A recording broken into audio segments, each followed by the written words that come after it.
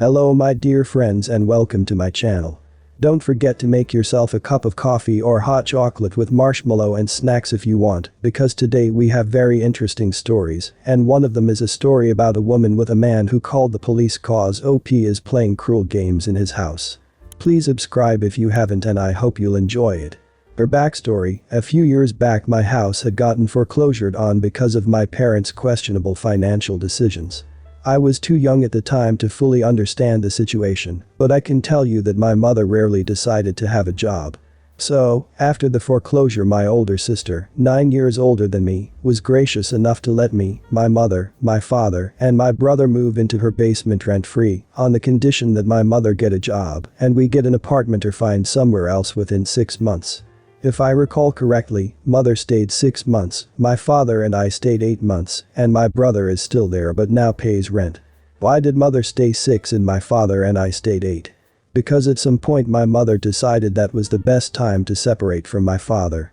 She came into the basement, gathered me, my father and my brother, and announced that she was leaving because my father was worthless, I was a lost cause, and my brother was useless and lazy. This coming from the woman who sat at home and cross-stitched all day and never helped her children with school, driving, or getting jobs. And yet, off she went to go live with her coworker. So within the next few months my father scrounged up a bit of money by taking extra runs at work as a truck driver and getting help from his father, and the two of us moved to another state in an apartment close to his father. I went back to school and honestly did better there in that 1.5 years than I ever did with my old school. Why? Because my grandfather's girlfriend had talked to a friend of hers and talked her into tutoring me. For one thing, I have undiagnosed ADHD and because of this I have a huge difficulty focusing and retaining information. But, I did it. I graduated 1.5 years late, but I did it. Now I had to make a decision. Did I want to invite my mother? Did I want her to be there for this milestone of my life that she not only did not help with, but almost stopped me from reaching because of her unwillingness to be a parent? Well, fortunately for me, I didn't have to make the decision. She decided that she was invited without asking, by asking me what day the graduation was, so she could schedule her vacation days. Without answering her, I went right to my father and asked what he thought. How did he feel about her coming? Was he going to be okay with her staying here for a few days? He was pretty emotionally messed up after she decided to abandon us the way she did. He insisted it was fine and tried to make sure I was okay with it. I didn't really have enough of a backbone to tell her how I really felt, so I just told her the day I was graduating and kinda left it at that. I was pretty annoyed that she felt entitled to come to my graduation, but I didn't want to fight about it. While at my tutor's house with my grandfather to work in some stuff, graduation comes up and I tell them that yeah, my mother is coming. They both have some feelings about it because they know the history, but ultimately it's my decision and they leave it alone. However, grandfather tells his girlfriend while he went back to his house to pick up some tools. So, his girlfriend calls me and decides to give me her 2 cents.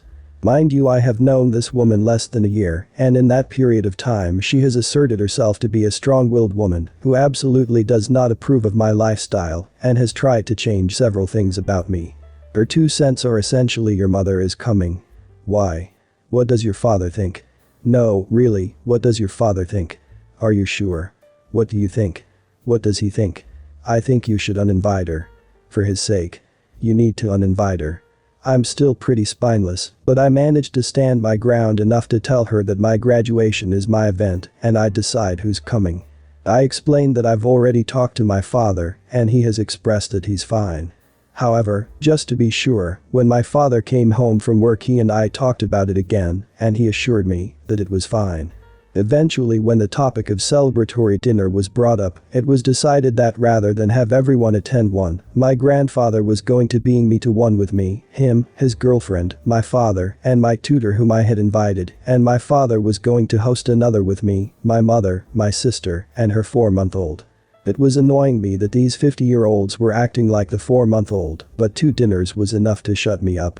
The graduation ceremony and the diners went without hitch for the most part, aside from grandfather's girlfriend whispering to me that she wants to punch my mother while hugging me. That was very cool. Not a terribly eventful or horrible story, fortunately no screaming Karens, but I hope it was a relatable enough story to be enjoyable. Cheers. Honestly, it sounds like Grandpa's GF is looking out for your feelings and your dad's. However, your dad really feels, he sounds willing to put his feelings aside for you, and that's a good thing. Past. Me, ed. Entitled Dad, SG. Security guard, F. Fiance, NK. Nice kid. I was in Westfield today. For those who don't know or aren't from London, Westfield is a massive shopping centre located in Stratford, London. We were sitting in Starbucks drinking a well-earned coffee when a young boy runs in, looking really upset. I don't notice it at first, but my eagle-eyed fiancé does. Do you think that boy looks lost, or is it just me? Yeah, that kid looks way too young to be here by himself. Where are his parents? Dunno, give it 5 minutes, and if no one shows then we can think about what to do next. 5 minutes passed and the poor kid is just sitting in a chair looking miserable and really upset. Me and my fiancé get up and walk over to the kid, we smile at him and kneel down. Pia, are you here with your mummy or daddy? My mummy told me that I'm not supposed to talk to strange people unless they know the password. Your mum sounds like a very smart person, who are you allowed to talk to? My mummy said I should only talk to someone I know or if they are wearing a uniform or they know the password. Well, I don't know the password, but I do have a special badge in my pocket and I'm sure your mum wouldn't mind you talking to me. I reach into my pocket and take out my warrant card and open it up and show the ID and badge to the kid, and I let him hold it up close so he can see my name, picture and the words police officer in red letters at the top. That's me right there, I point at my photo, I'm a policeman. Would you be able to have a chat with me for a bit? My name is Jack and this is Izzy, my fiancé waves. Are you here with your mummy or daddy? My dad, he told me to wait on a bench, but that was a while ago. I don't know where he has gone. Do you know what the time was when your daddy told you to wait? The big hand was at the 6 and the small one was on the 4. So 4:30, the kid nods. I look at my watch and see the time is 17:45, an hour and 15 minutes this kid has been sitting on his own. I feel an anger burning inside me that someone would leave a child on his own in a crowded shopping center for an hour and 15 minutes. How old are you? I'm 9, how old are you? We feel old now, she laughs. How about I go and find someone who can help us contact your dad? Why don't you sit here with F and I'll go find someone who can help. I walk out of Starbucks and find a uniformed security guard standing by the exit. I take out my warrant card again and present it to him as I approach. Hey there mate, off-duty police. We've got a 9-year-old boy in Starbucks who can't locate his dad. It's now been nearly 90 minutes and still no sign. Okay, I'll call it into the security room. Although we haven't had a missing child alert and it's been 90 minutes you say. Yeah, it's ridiculous. Me and SG walk back towards Starbucks and we see NK and F sitting at the table. NK is tapping numbers into F's phone. He's trying to remember his dad's mobile number. So far no luck. Suddenly we hear a dialing tone coming from the phone. I remembered it. I passed the phone to SG. What's your dad's name? Entitled Dad. Hello, Mr. ED. I'm calling from Westfield Security. Your son has been wandering this building for a while now. Please can you meet us at the security desk by the main entrance? We all leave and walk towards the security desk. SG pulls out a chair and the NK hops up. F let him use her phone to play Angry Birds. Suddenly this very large muscular man comes running up to the security desk, shouting the kid's name. Where the hell did you run off to you stupid boy? I told you to sit and wait for me. Are you Mr. ED? Yes, now can you tell me why my son is sitting here when I left him playing in the Apple store? That's at the other end of the building and 2 floors up. Where were you? None of your business, now I'm leaving with my son. I need to see some identification, it's purely protocol. Grumbles and hands over driver's license. See, he's my son and I'm his father. We're leaving now. Not so fast mate, I'm a police officer, show my ID. I was the one who found your son. Now I'm going to allow you to leave, but I'm gonna have to make a note of your name and address. SG hands me the guy's license and I take a picture on my phone. I then pass it back to ED. Why the hell did you take a picture of that? Delete it now. Because I will be contacting social services and the police safeguarding team. They in turn will want to speak with you and they will also contact the boy's mother. You can't just abandon a child for 90 minutes while you're off doing God knows what. Both me and SG have both a duty and an obligation to report this incident to the relevant people. "It was an honest mistake, officer, I just lost track of time." "You don't need to report it, do you? I may never get to see my son again. Me and my wife are going through a nasty divorce. If the police come knocking, it'll just be giving her more ammunition to take my child away from me. I would love to comment on your crappy style of parenting, but I don't want to lose my cool in a public place, especially not in front of a child. Now both of you leave before I say something I'll regret later on." I turn to NK, who smiles at me. "Hey kid, this is for you." I pull a business card out of my wallet and pass it to him, along with a folded £5 note. "That's my work number, you can use it in an emergency to reach me, you can dial it from any phone, and it won't show up on any phone bills, also you can buy yourself some sweets or something later on." NK grinned at me and then said something that honestly made me want to cry. "I wish my daddy was like you." ED and NK left and SG shook my hand and headed off. I wrapped my arm around F and headed back for another coffee. Oh my lord, that kid was so adorable. And him saying that he wished his dad was like you, God, that just about broke me. Hopefully the mom is better and the child will get some proper parenting from now on. So for context, my apartment is at street level. Look out my front windows and can see cars and people going about their day. I'm right by the traffic lights, seen a few people go through red lights too and had a giggle at it. Anyway, Saturday afternoon I was chilling on Minecraft mining away with me freshly made diamond pickaxe. After a while I decided I wanted to play some GTA V with mods and see what utter chaos I could unleash. Super Michael was soon running round Los Santos blowing stuff up and shotgunning people in the face, such good fun. I sometimes do this as a way of anger management and it really does work.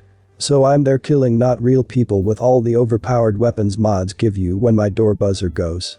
Pause game, go to the door. Entitled Mother. My son was watching you play that game and I want you to stop playing it, please. Wait, I'm sorry, what?